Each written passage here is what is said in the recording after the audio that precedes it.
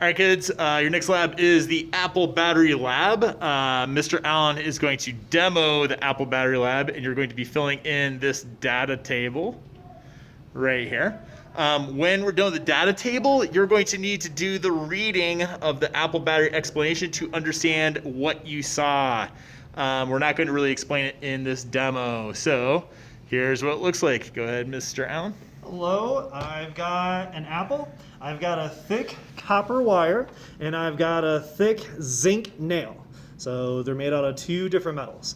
Here I've got what's called a micrometer. Micro means small. So this is a meter that reads very, very, very small amounts of energy, electricity flowing through. I've got my wires and I'm going to connect them to my copper and to my zinc nail.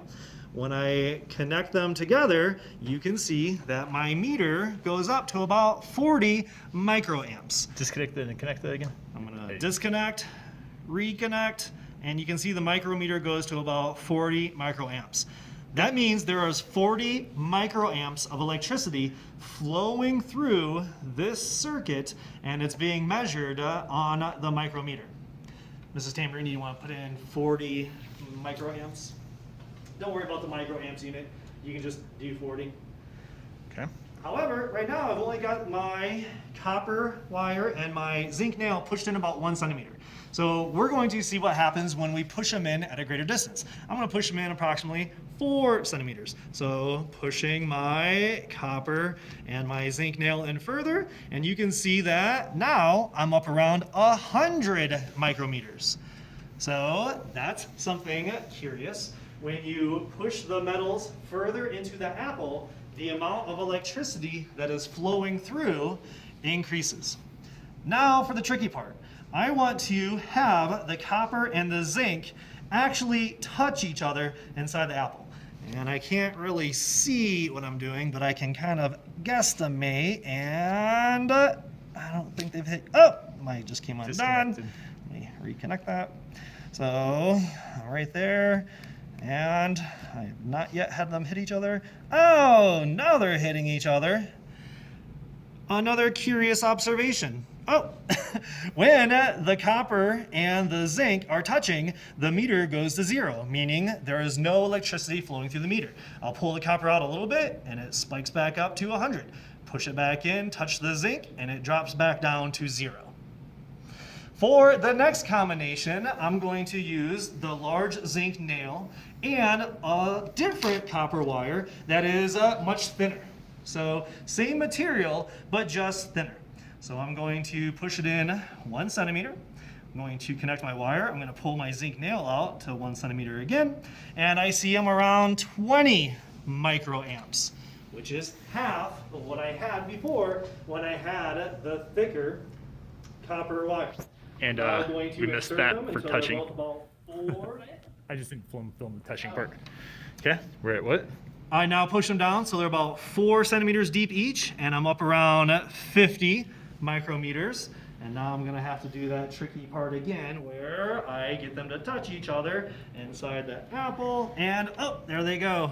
They touch each other, and again, it goes to 0. I'm gonna pull out a little bit, back up to 60, push it back in so they touch, and again, the amount of electricity being measured goes down to 0.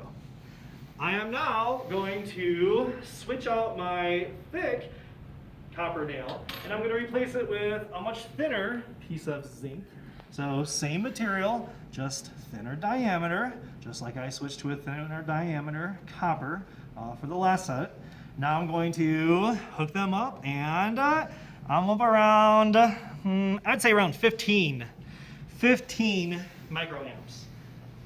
I'm now going to push them down deeper, so they're both about 4 centimeters deep. And just like before, the meter goes up. I'm up around 30 microamps. And then, this one's gonna be tricky. I don't know if I'll be able to do this. I might give up after a few tries. But if I can get them to touch each other inside the, right there. I did it! The micrometer, again, reads 0. I separate them a little bit. I'm up around 20. I get them to touch, and again, I go back to 0.